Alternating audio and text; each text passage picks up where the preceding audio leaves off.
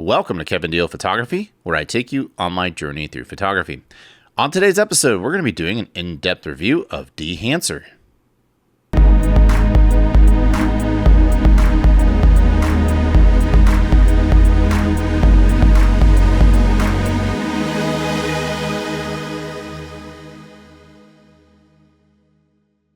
Welcome to today's episode. If you're not familiar with Kevin Deal Photography, we do gear reviews, tips, techniques, and tutorials, and sometimes we dive into film. If any of that sounds appealing to you, click the subscribe button below. Now, I do say sometimes we dive into film on this episode. Today's episode's kind of interesting. It's technically digital, but we're going to be immersing ourselves in the world of film. Dehancer is a both video and stills plugin that you can use in programs like DaVinci Resolve, Premiere Pro, Final Cut Pro for motion picture work, and it can also be used as a plugin for stills in Capture One and Lightroom and Photoshop and other programs. Dehancer comes in many forms. They have Dehancer Pro, which is what I use for video for Premiere Pro. You can use it for DaVinci Resolve, for Final Cut, and that comes in at $3.99. They also make Dehancer Lite, which is a stripped down version, but still powerful. It comes in at $1.99. For all of the still frame film simulations you're gonna see in today's episode, I'm using Dehancer Film. That comes in at $199. They also make an iPhone app. The app is free to download, but there are in-app purchases. Today we're just gonna focus on Dehancer Pro a little bit, but mainly Dehancer Film. The point of Dehancer Pro is to take your crisp digital images and make it look like it was shot on film. And the point of Dehancer Film is, you guessed it, make your still images that were shot in digital look like they were shot on film. As a photographer who shoots film for stills and uses Fuji cameras with film simulations, it's needless to say that Dehancer sounds like a very fascinating plugin to me. So, I want to be upfront in the interest of transparency that Dehancer did reach out to me and they did give me a free version of this software in exchange for a review, but like all my reviews, it's going to be completely independent and my opinions are going to be my own. Dehancer has not seen this footage. They had no input. The only thing I am going to take to heart is that they did say to call them out on things that I want them to improve upon. And since that's the very nature of this channel, because I want you to look at me as a trusted source and an honest human being, that's exactly what we're going to do today. But without further ado, let's dive right in. So here's a slideshow I put together of my work using Dehancer on both stills and video. Judge for yourself if you think I got anywhere close to the actual film stocks, and I'll let you know my opinions at the end of this video.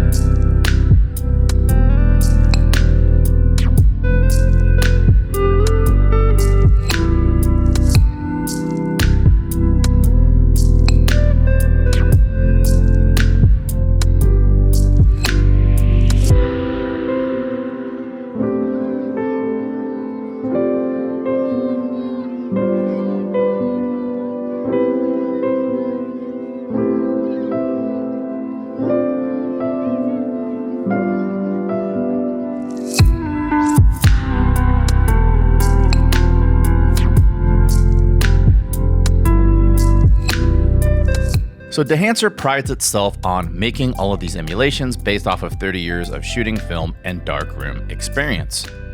As I've run through Dehancer, I'm seeing a lot of very familiar things as a film photographer, such as pushing and pulling film. That's something that we photographers who shoot film run into on a regular basis when we need to adapt to a particular lighting setting with ISO.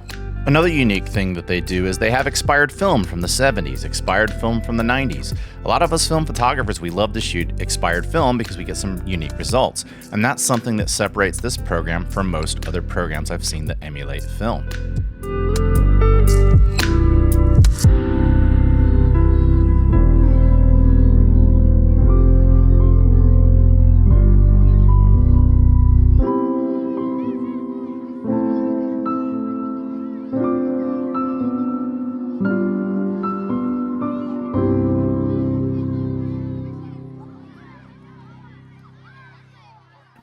So Dehancer started out as Dehancer Pro and DaVinci Resolve. It's now in Premiere Pro. I'll sprinkle that throughout today's episode, but we're really going to focus more on Dehancer Film, which is the film simulation since I am a stills photographer. You see this shot right here, I took it with a Fuji GFX 100S. It was taken with nostalgic negative. I don't want to piggyback a film simulation on top of a film simulation, so I'm going to go over here into Capture One and hit linear response. And this is kind of what the camera saw. I'm going to lift the shadows up just a little bit before I send it off into Photoshop, just so I can get the information as close as I want it to get. Now, I'm going to go ahead and I'm going to edit with Photoshop and edit variants. And of course, this works in Lightroom as well. If you're a Lightroom user and you're watching this, just look up how to do round trip in Lightroom and you should be good to go. Now, we are going to go over to Filter, Dehancer, and Dehancer Film. So let's open up the program and you're gonna see this dashboard right here. It's gonna load up. We're gonna expand this. So you've got your histogram here at the bottom. You've got your film simulations over here on the left. There's profiles, and there's presets, okay? And when you go into your presets, everything's organized. There's your favorites, there's featured presets, imported presets, older, newer, last edits, etc. And then there's profiles. And so when you go over to profiles, that's sorted out as well. You've got all these different types of profiles. You can sort it as color negative, motion picture. You can take motion picture film stocks and use them with stills, which is cool. You can do instant, exotic, and cross. So just real quick, we're gonna run through, and as you click on these, you'll see a lot of common film stocks in here. Agfa Scala 200, Amber Type by Anatoly Green, Fuji Eterna, Reala, Fuji Chrome. We can get into the Kodak, things get fun. Ilford, that's Ilford HP5, Ilford XP2. Now we've got Aero Color from Kodak. We've got Color Plus. And you notice there's a little bit of a latency here. So I will say that inside Photoshop, sometimes this plugin is a little sluggish so far, but in general, it seems to work fine. See, I just clicked on Ektachrome, nothing happened. There we go. Double clicked it, now it's happening.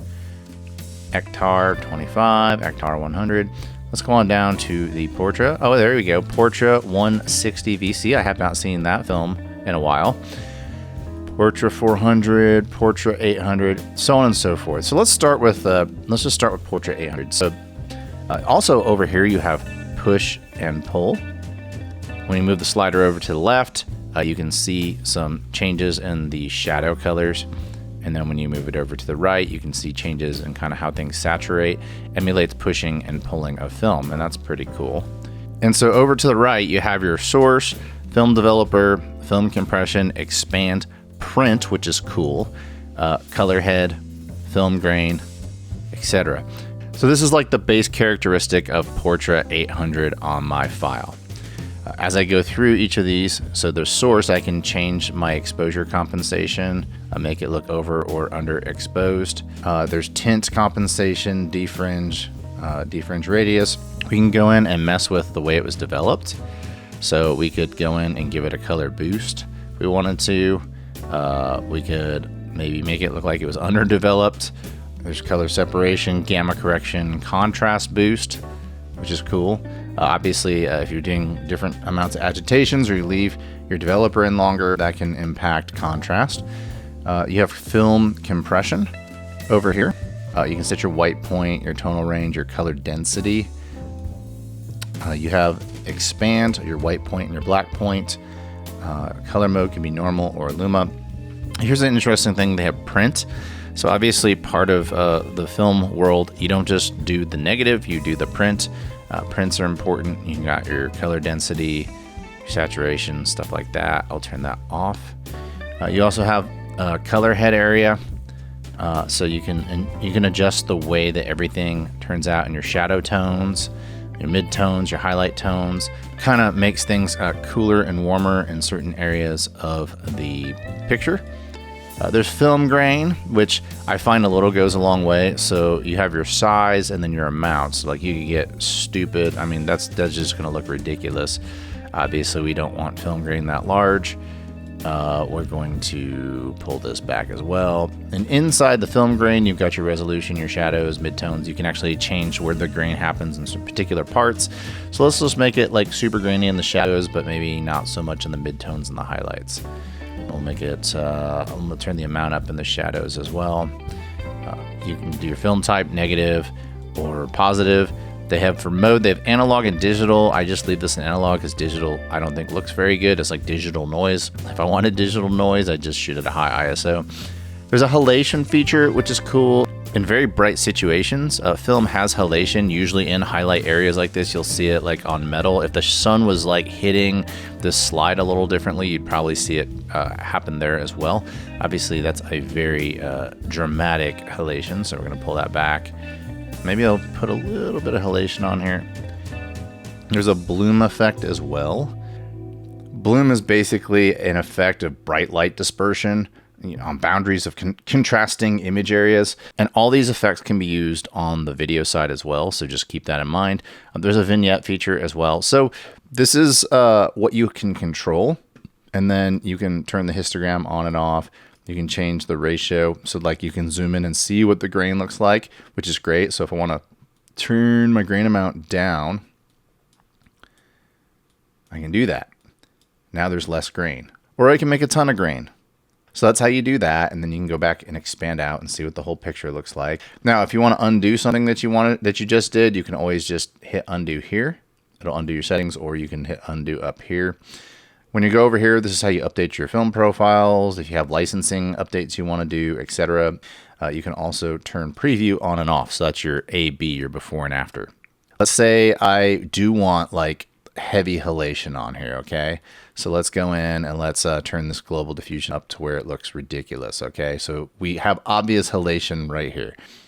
So let's just say you really like this. I would never like this, but you go over to presets and then you can hit the plus button and we can call this Portrait 800.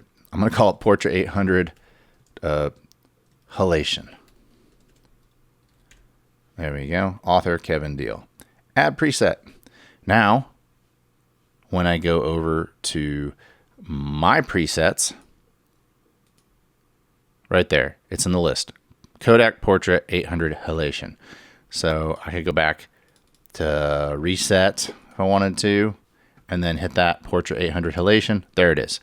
And so I recommend with this program to create your own presets because sometimes these get a little off. The profiles are bases. The presets are what you do with it. And so if you find something that you like, you just save it as a preset, and then that way you don't have to start with the base profile. You can start with your tweaked profile. So that's how you use the program. So I've been using Dehancer for about a month, and I'm going to tell you my thoughts on it. From a video standpoint, I'm not going to lie, I'm more of a stills photographer, so I don't consider myself to be an expert on film and motion picture. I will say I've grown up watching a ton of motion picture films that were shot on film. And I will say that the vibe is there. You can take your digital footage and you can make it look like it was shot on film with one caveat. If you don't light your situation up correctly and you already introduce digital noise and then you introduce their grain on top of it, it looks pretty bad.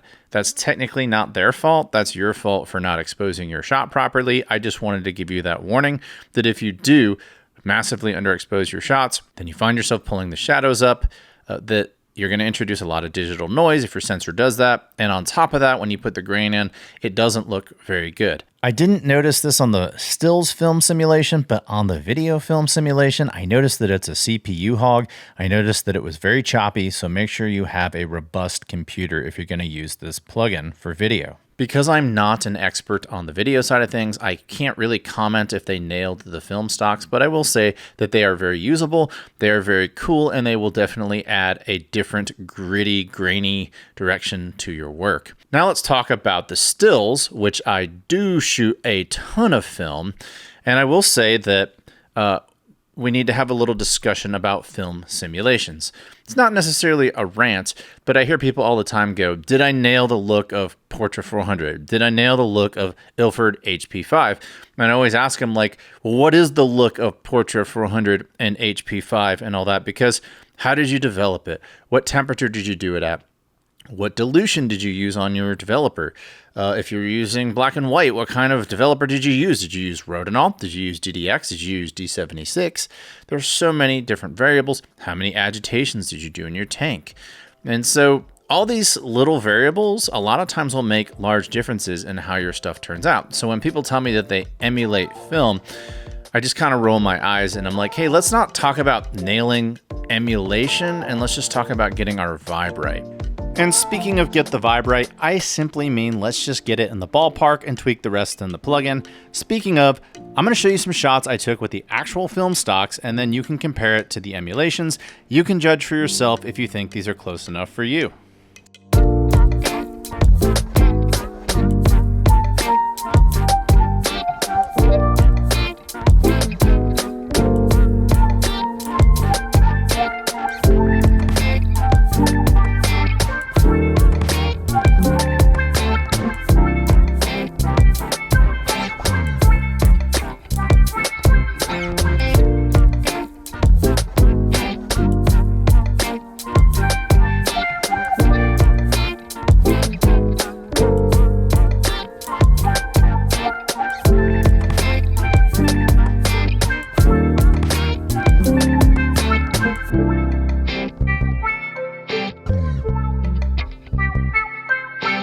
In general, I will say that Dehancer does really well at emulating the film stocks. I would say that the grain structure is a little heavy sometimes. I'm not necessarily sold on the grain. I still think it looks a tad bit algorithmic. I will say that when I compare it to anything else out there, including the Fuji simulations and other program simulations, that Dehancer is the closest I've seen to actually emulating film. There's still some sort of third dimension. I think it's just the fact that you're shining light through this emulsion. And that whole process looks a little different than when you take a bunch of small square pixels and then you try to emulate that organic grain structure and emulate the light going through it on top of it. I just don't think that anybody has completely nailed that yet. I will say that the colors can get really beautiful in the ballpark of what you're trying to look for. In these particular film stocks, the tonal range on the black and white is pretty darn good. I always tell people that if you're trying to nail the look of film, go shoot film. That being said, film is insanely expensive now, especially if you shoot medium format like I do. So sometimes, you don't have a project where they're paying you a lot or there's just experimentation going on. You don't necessarily want to sacrifice a bunch of film. Could this step in and do a really good job? And could the viewer think that it was shot on film? Could you fool them? I think to the average eye, the answer there is yes. To a trained eye, if you're zooming in and you're pixel peeping, you can still see some small artifacts that don't look like film and don't necessarily 110% nail the look of film, but it's damn close, and I would definitely recommend it. And I'm going to use it myself, so that's something else that I want to talk about is I am going to use this on professional projects where I'm getting paid. So is it that good of a tool? 110%. The things that I like about it, the colors are great, the presets are great. As I said, it gets you in the ballpark of those particular film stocks. One quick pro tip is that if you want to get even closer to making it look like film, go buy old film lenses. I've been using old medium format lenses, adapting to my GFX, adapting them to my R5, and it's the closest to film I've actually gotten to without actually shooting film. One thing that is impressive about Dehancer is that a lot of companies out there, they just kind of emulate negatives. Dehancer actually allows you to emulate a print as well, because for those of you who are watching this who didn't grow up with film, there's two steps, two very important artistic steps when it comes to film. One is the film itself, and then the second part of it is the print itself. It's this whole process, and the art of making a print is just as important as the art of developing negatives, choosing a film stock, etc., etc. The fact that you can not only emulate film, but you can emulate prints, That is cool, and that is something that should not be overlooked, especially if you're an old school photographer who used to make prints, or maybe you still currently make prints, although most people don't. I don't make prints anymore. I don't have a darkroom. So kudos to Dehancer for knocking that out of the park. There's a lot more to like than dislike. The only things I could talk about that maybe I would say they need to improve upon is sometimes I would land on a preset and it wouldn't look anything like the preset. So if you're used to using presets and you scroll through presets in Lightroom or Capture One or whatever, you hit it and all the colors change and this and that. One thing I noticed with Dehancer is sometimes it would carry over some of my settings from the previous preset. And when I got to a preset, because I have a trained eye and I know what these film stocks look like, it wouldn't look like that film stock at all. For example, I went over to HP5. HP5, if you're watching, it's a very tolerant film stock, but our base for HP5, it's a pretty flat film stock. It's not super contrasty. Well, I would go over to it and all of a sudden I'd see all this contrast and be like, that doesn't look like HP5. And I realized that some of the settings from the previous preset I was on would carry over. That was kind of odd. I don't know if I just need to watch more videos on this program, but I can't really find a workflow where as I just scroll from preset to preset that things don't carry over. I think there's a master reset button on the top where you can kind of reset the preset. That's kind of cool, reset the preset. For instance, I might have like super big grain structure on a preset, and then I might go over to a film stock that is supposed to be fine grained, but then all of a sudden the grain structure is really large. I had that issue that I encountered using the plugin. I guess I need to spend more time with it and adapt my workflow, but something that I've been having to keep in mind is just make sure you reset your preset. I said it again, and that way that you're starting with the base film stock. The only other thing that I noticed is that the artificial intelligence may need a little bit of work on it. So for instance, halation is something you'll typically see in high contrast situations, very bright situations, like maybe a pole that's getting nailed by the sun right around the highlights area. You'll start seeing kind of this orangish, reddish halation around there. And that's a cool thing. However, it's situational dependent. So that's a situation where it's super bright. I could go into a parking garage and you could take something like the grill of a Mercedes-Benz car and put halation on there, even though it's a very overcast and cloudy day. You would not typically see halation on your film in that situation. So the artificial intelligence of knowing, hey, this is a sunny scene, maybe I'll apply halation versus, hey, it's overcast and cloudy, maybe I shouldn't by default apply halation to my file. And so that's something that I think needs a little bit of work. So if you are somebody who just wants to click a preset and have it just absolutely nail every single tiny little aspect of a film stock, you are going to have to do a little bit more work with this program. It doesn't do all the work for you. Now, if you're a tweaker, somebody who likes to do a lot of editing and somebody who is well immersed in these film stocks and loves working in post-production and all that, you're going to love this program because it has a ton of tools that are going to make your life a lot more fun. One other minor gripe, I did not see Ilford Delta. I think Ilford Delta is an awesome film stock. I love those mid-tonal looks of Ilford Delta, so I'd like to see them add that as well. But in general, for the price, $200, I think it's a no-brainer if you like that film look. I think it does much better than people like Fujifilm, who I love Fujifilm. I use a GFX, I use an XH2, I use the film simulations all the time. Speaking of film simulations and presets, if you are using like profiles from Canon and you're in Lightroom, or you're using film presets, or if you're using film emulations from Fuji, you may want to reset your base settings on your files to like a linear response or have no film simulation applied to it. You really want to start with a flat file, because if you're already simulating film and then you throw it into this program, it's going to like piggyback more film simulation on it, and it's going to start to look less and less like that film stock. So you really do want to import flat files into this program. The way I use this program, I used it as a plugin within Photoshop. I would take my files from Capture One, round trip them into Photoshop, use the Dehancer plugin, make my adjustments, send it back into Capture One. You can do the same with Lightroom and other programs. That's today's episode. I hope you found this to be useful. I hope you found it to be helpful. If you like what you saw today, tell me about it in the comments below. Do you use Dehancer? What do you like about it? What do you not like about it? Tell me about that in the comments below. And if you like this channel, if you love the content that I provide, the education that I hopefully provide to you, I would appreciate it if you would click the subscribe button below. Your subscriptions mean a lot to me. Your comments give me fuel for future episodes. And until next time, I'll talk to you soon. Bye.